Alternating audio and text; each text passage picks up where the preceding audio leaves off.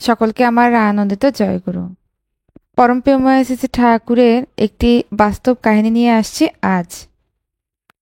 ভারতবর্ষের আসাম প্রদেশে প্রতি বছর বর্ষায় বন্যা হয়। সেবারও বন্যা হয়েছে।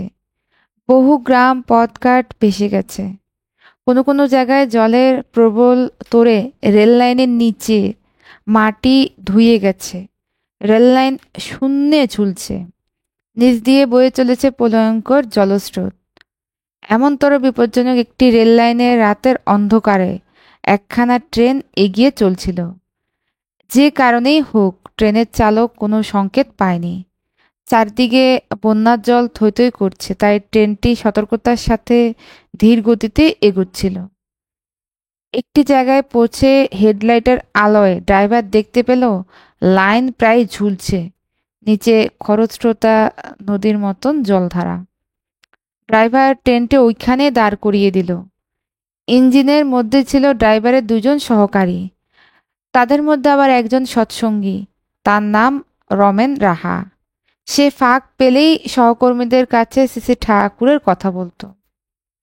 আজও সে যাজন করছিল মাঝে মাঝে। সামনে ওই রকম বিপদ দেখে ড্রাইভার গাড়ি থামিয়েছে। সঙ্গী দুজনও চিন্তান্বিত, কি করবে ভেবে পাচ্ছে না। পিছোতে হলে অনেক দূর যে স্টেশন পাওয়া যাবে, কিন্তু সামনে কিছুটা দূরে একটা স্টেশন। ওরা নিজেদের মধ্যে আলোচনা করছে কি করা যায় এখন। হঠাৎ ড্রাইভারের মাথায় একটা দুর্বুদ্ধি চাপলো। সে রমেনকে বলল, তুই তো বলিস তোর ঠাকুর ভগবান, এখন এ লাইনের উপর দিয়ে যদি তোর ঠাকুরের দয়ায় ট্রেনটা বেরিয়ে যেতে পারে, তবে বুঝি তোর ঠাকুরের মহিমা অপার। এই রকম কথা শুনে রমেন মাথার ব্যালেন্স হারিয়ে ফেলল। ঠাকুরের শক্তি দেখবার জন্য তার জেদ চেপে গেল। এ কেমন কথা! অবশ্য ঠাকুরের উপর ভালোবাসা থাকলে কখনো ওই রকম করা আসে না। করতে গেলেই সঙ্গে সঙ্গে মনে জাগবে, আমার এই খেয়ালেপনার খেসারত দিতে যেয়ে আমার প্রভুকে তো কত কষ্টই না স্বীকার করতে হবে। তাকে আমি কষ্টের মধ্যে ফেলতে পারি না। ভালোবাসার স্বভাব প্রকৃতি আত্মকেন্দ্রিক হয়। প্রিয়জনকে কখনো কেউ কষ্ট দিতে চায় না, কিন্তু মানুষ যখন আত্মকেন্দ্রিক হয় তখন সে নিজের প্রয়োজন, নিজের ওজনটাকেই বড় করে দেখে।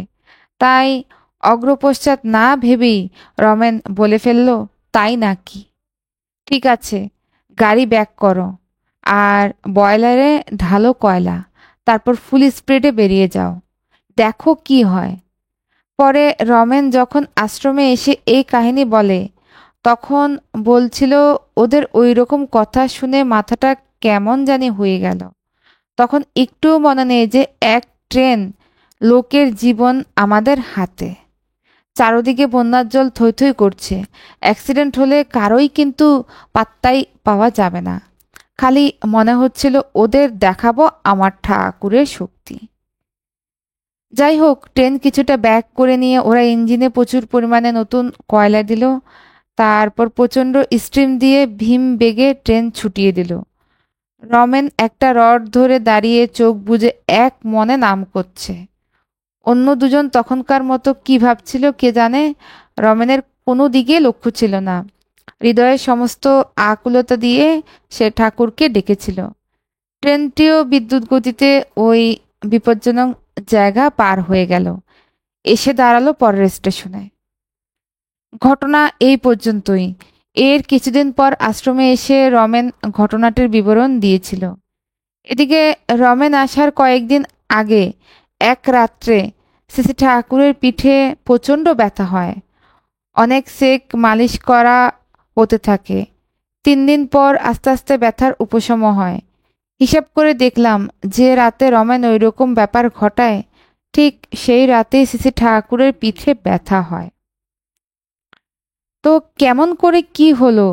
দুটি ঘটনার সঙ্গে কি কোনো যোগাযোগ আছে?